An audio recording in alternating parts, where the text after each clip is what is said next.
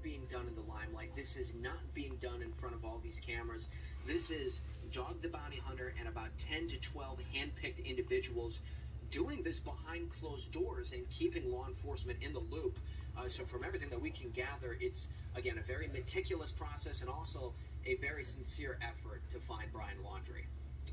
Yeah, Robert, that was one of my other questions, too.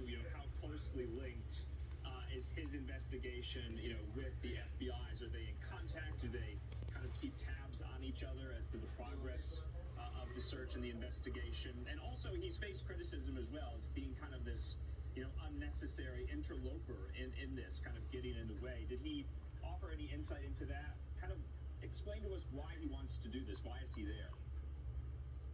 Yeah, taking this one piece at a time. So, starting off with the role that Dog the Bounty Hunter has played with law enforcement. A number of these credible tips that he has received and investigated himself, he has shared with law enforcement, and that really brought Fort DeSoto Park into the sphere that is being investigated at this point. I mean, the FBI really can in many regards, they took some of the work that Dog the Bounty Hunter had been doing and have expanded on that in some of these regions.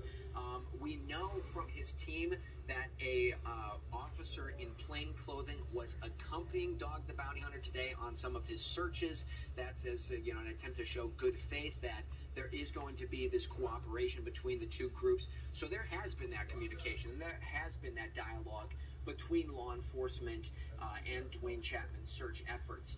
That criticism that you point out, Andrew, all you have to do is go on Twitter in order to find it, where people contend that Chapman's involvement in this is a publicity stunt, saying that he's really just looking for ratings, in order to gin up content, for his new show. It is important to keep in mind that Dwayne Chapman has found fugitives that are well known. Like, for example, Andrew Luster back in 2003.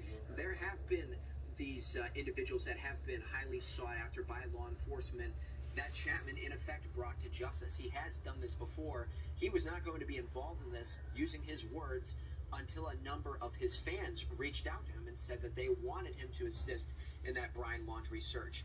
And again, we have not seen him in front of the cameras often, except for the times that we've been able to follow him to some of these searches. This has not been a media circus, shall we say, where there are cameras upon cameras following him around. Again, this has all been done outside of the limelight from everything that we've been able to see to this point. Yeah, definitely, Robert. He's no amateur at this, so we appreciate you offering some of that insight since you were embedded with him the last 2 days. A very unique experience as the search for Brian Laundrie continues. We'll speak to you again.